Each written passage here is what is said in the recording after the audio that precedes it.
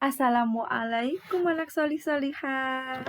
Salam sejahtera bagi kita semua. Bagaimana kabarnya anak-anak? Masih tetap semangat?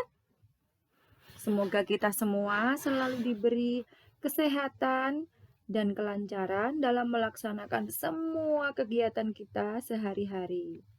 Anak-anak, kita masih di tema 1, selamatkan makhluk hidup, subtema 3, ayo selamatkan hewan dan tumbuhan, pembelajaran 6. Sebelum pembelajaran dimulai, marilah kita berdoa menurut agama dan kepercayaan masing-masing, supaya diberi kelancaran dan kemudahan dalam melaksanakan pembelajaran hari ini. Jangan lupa disiapkan buku dan alat tulisnya.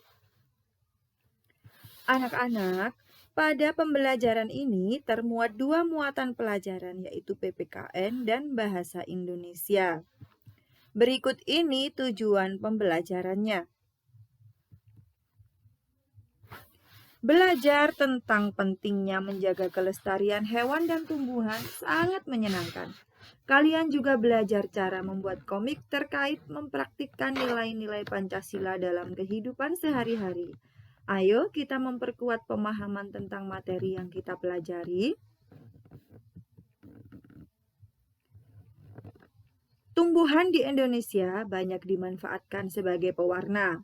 Kunyit digunakan sebagai bahan pewarna apabila kita membutuhkan warna kuning. Tanaman bit menghasilkan warna merah. Warna hijau dapat diperoleh dari sawi dan pandan.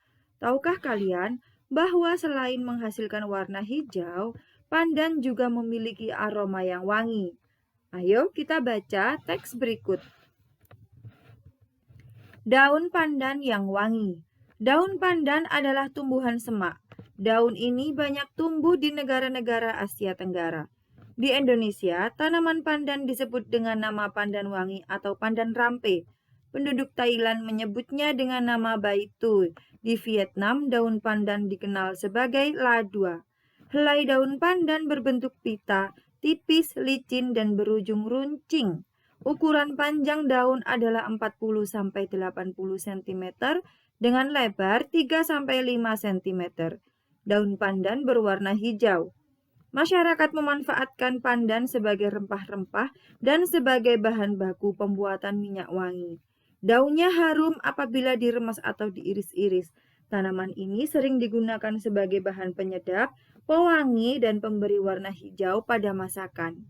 Wow, begitu banyak manfaat dari daun pandan. Bisa dipakai sebagai penyedap, kemudian pewarna alami, serta pewangi dalam setiap masakan. Kalian kemarin sudah belajar tentang kesimpulan ide pokok. Sekarang, tugas kalian, bacalah lagi bacaan tersebut, lalu tentukan kesimpulan pada setiap paragraf yang ada di bacaan tersebut. Kerjakan seperti tabel berikut ini. Paragraf 1 kesimpulannya apa? Paragraf 2 kesimpulannya apa? Paragraf 3 kesimpulannya apa? Kerjakan di buku tugas kalian masing-masing. Sebelumnya, kita sudah belajar tentang Pancasila beserta lambang-lambangnya. Pancasila merupakan dasar negara Indonesia. Panca artinya 5, sila artinya duduk bersila yang memiliki arti secara istilah yaitu dasar negara. Pancasila ada 5 sila. Mari kita baca bersama-sama beserta lambangnya. Pancasila. 1. Ketuhanan yang Maha Esa. 2. Kemanusiaan yang adil dan beradab. Dilambangkan gambar rantai emas. 3. Persatuan Indonesia dilambangkan gambar pohon beringin. 4. Kerakyatan yang dipimpin oleh hikmat kebijaksanaan dalam permusyawaratan perwakilan.